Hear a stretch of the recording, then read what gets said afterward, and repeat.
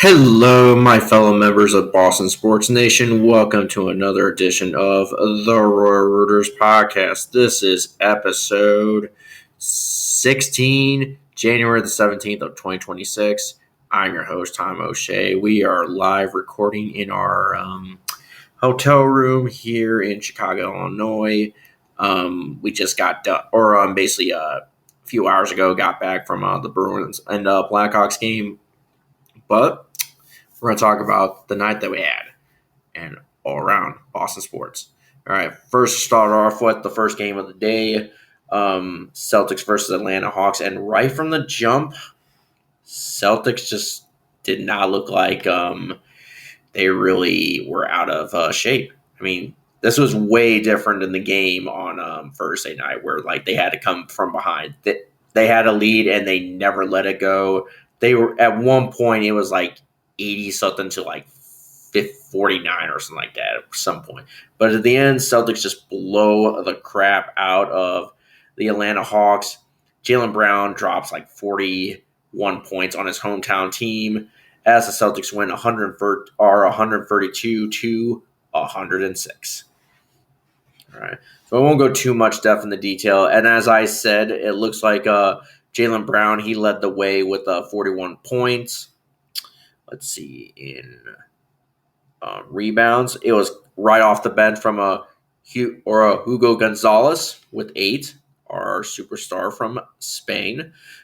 Assist 12 from Derek White. Nice. All right. Steals, it was a two-way tie between Baylor Shireman and Derek White with 3. So nice. And then blocks, it was Amari Williams with 2. So I was about to say that's interesting. That's the first time I've seen him. I was about to say, well, when you're blowing out a team like that, we have to go to the legit brand. Ron Harper Jr. got minutes, I forget Xavier Tillman was on our squad for a minute. Yeah. It's about to say. And Cyril, here we are. We were 49 of 91 from the field goal land, 50.5%. 22 out of 52, so 42.3. We had a bad shooting night from three-point land, even though we kicked the complete crap out of Atlanta. And then 18 out of 22, 81.8%. All right. And as I said, a pretty good performance from Jaylen Brown, 41 points, as I said, 6 rebounds, 2 assists, 1 steal, 1 block. He was 14 of 30 from field goal or on field goals or basically points. Yeah, 2 points. So 46 out of 7. So 2 for 9, 22.2 in 3-pointers. Nice. Only missed 1 3 for 11 for 12. So yeah, I was about to say he kind of put up a masterclass against his hometown squad, Atlanta. Yeah.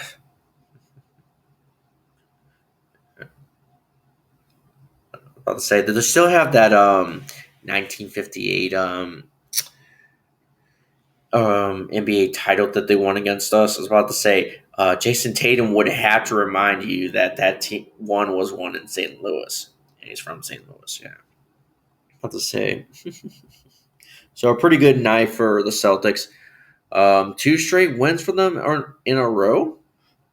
And that puts them now in second place in the Eastern Conference right now, thanks to the Knicks starting to lose 3 straight. I was about to say that NBA Cup curse is real.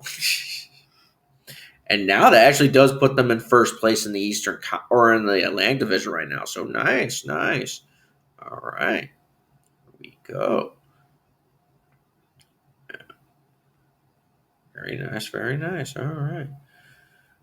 Well, I mean, the Hawks haven't been good so far this year. I mean, they did get rid of Trae Young, so heck, even when they acquired Trae Young, Wizards are still losing 6 straight, All right, so yeah, Clippers have won 5 straight so far. That's the longest so far for anybody in the NBA right now, currently. All right, so that's it for that. So next game for the Celtics won't be until Monday against the NBA or Eastern Conference leading Detroit Pistons at home. Another Peacock game. Huh. Nice. I was about to say we're gonna do the same thing with we did on last Monday. Have Scal and basically Detroit's um TV announcer or TV broadcaster team up. So Bill Simmons was saying something like, let's do a thing where like, hey, the hometown team will get like the play-by-play dude, and then out of town was like a color commentator and stuff like that. I kind of like that idea. Yeah, I was just listening to that episode, and he like announced that idea. I thought, that actually, I would like that. Not have the neutral broadcasters, but have a broadcaster from each of the two TV or team's TV broadcast. I would like that. I would actually like that. Let's put radio in there too. That would actually be fun too. All right. All right. So let's talk about the Bruins and Blackhawks game, which I was at. So first period was not good. The Blackhawks got out to like a 2-0 goal lead after one period, but then 5 unanswered goals from the Bruins, as they have now won 6 straight in a row in David Pasternak's 800 career game. So nice. He has reached a milestone.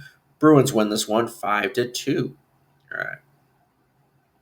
All right. First period, Blackhawks, they get on the board first on a Ryan Green goal. This is his 6th of the season with 16 minutes and 14 seconds into the first period. 1-0 Chicago, and then Wyatt Kaiser, he gets his 5th goal of the season, make it 2-0 Blackhawks. It is in the 18th or with 18 minutes and 14 seconds into the first period. Yeah. And that's where the first period would end. And then right from the jump in the second period, with 1 minute 55 seconds into it, Charlie McAvoy gets his first goal of the season, thanks on an assist from Elias Lindholm, his 23rd of the season, and David Pastrnak, his 38th of the season. Bruins are still down 2-1 at this point. But then the equalizer came, or the tying goal came on a Mason Lohrei goal, his 5th of the season. Hampus Lindholm with the assist, his 12th, and Pavlo Zacha, his 20th of the season. 14 minutes and 51 seconds into the second period. And then literally 46 seconds left in the second period, Victor Arvidsson scores his 11th goal of the season, thanks on an assist from Pavlo Zacha, his 21st, and Casey Middlestad, his 12th, to make it 3-2 Bruins heading into the intermission, or the second intermission. Then third period, a power play goal by Mason Lohrei, his 6th of the season, makes it 4-2 Bruins with 9 minutes and 1 second into the third period. Fraser Mitten with the assist, his 11th, and Casey Middlestad, his 13th and 2nd in the game. So nice. And then Marat Kuznetsov gets his 11th goal of the season.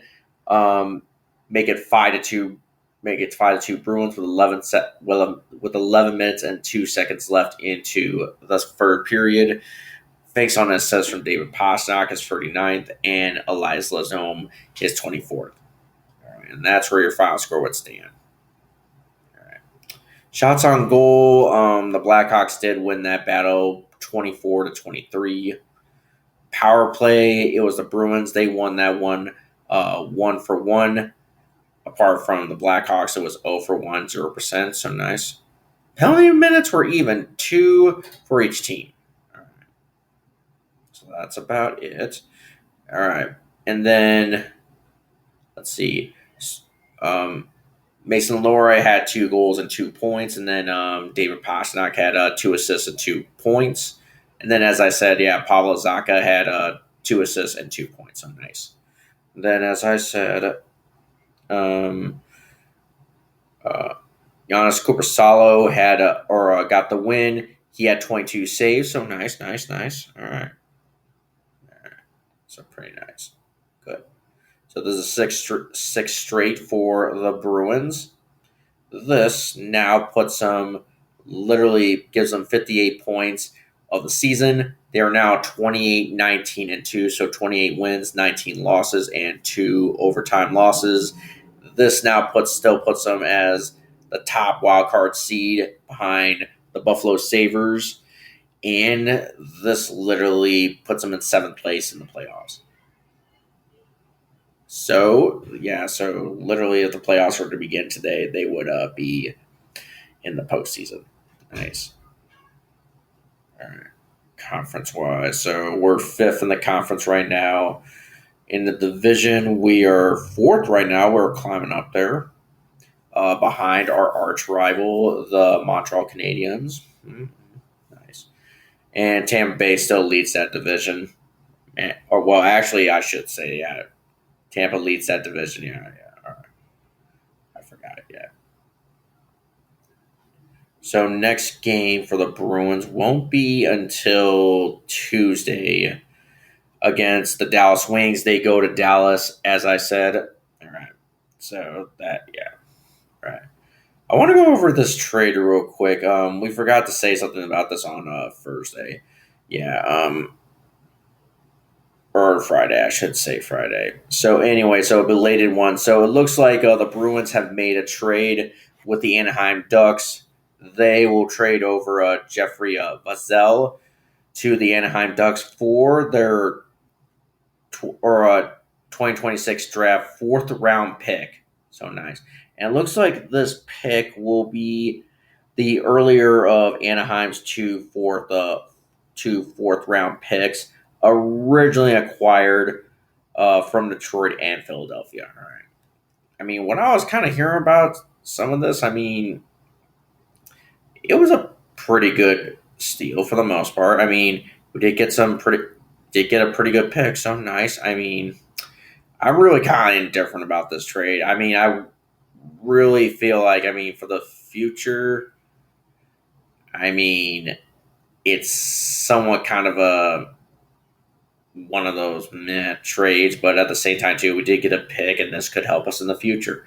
And if you could see with Will Zellers and Jimmy Higgins right now, what they're doing for their minor leagues and stuff like that, I mean, we got pretty good steals with those. So right now, those picks are starting to work out pretty good for us. So nice. And then, yeah, so never know. But right now, I kind of felt indifferent about this trade. When I saw it, I thought, ugh.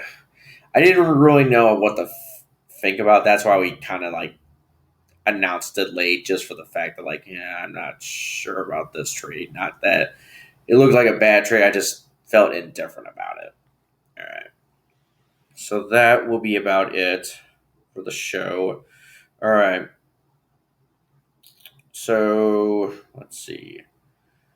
So before we go, we should probably talk about So I got an alert on Podbean like a few days ago saying that I think either the 19th or so they're going to do like maintenance updates and stuff like that. So our show, we might not have a show on Monday or so maybe next Tuesday, but I don't know, maybe even tomorrow. I'm not really sure the time difference of when they put that and stuff like that. I'm really confused. So maybe tomorrow, we don't know. I mean, for now, I think Monday will probably be a no-show for that, but tomorrow, maybe. But for tomorrow, let's talk about this. Patriots play against the Houston Texans for the divisional round of the playoffs. That will be a 2 p.m. kickoff time, 3 p.m. Eastern time, whatever time zone you live around the world. Yeah, just look it up and see that, check what time it is in your time zone. Yes. And then tune in. All right. All right. Maybe for safe measures, let's just go over when everybody else plays. All right. So the Bruins, as I said, they play on Tuesday against the Dallas Stars. That will be a 6:30 p.m. start or 7:30 Eastern time, whatever time zone you live in. Yeah. And that will be in Dallas. So the road trip will continue. And then Celtics do play again on Monday against the Detroit Pistons. That game will be a 7 p.m. start, 8 p.m. Eastern time, whatever time zone you live in. Yeah.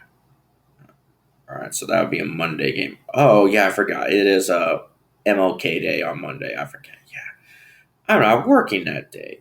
All right, good. All right. I was about to say, I saw that there was like a new name. I was like, huh?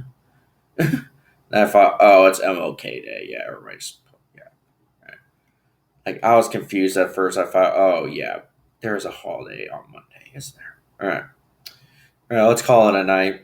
All right.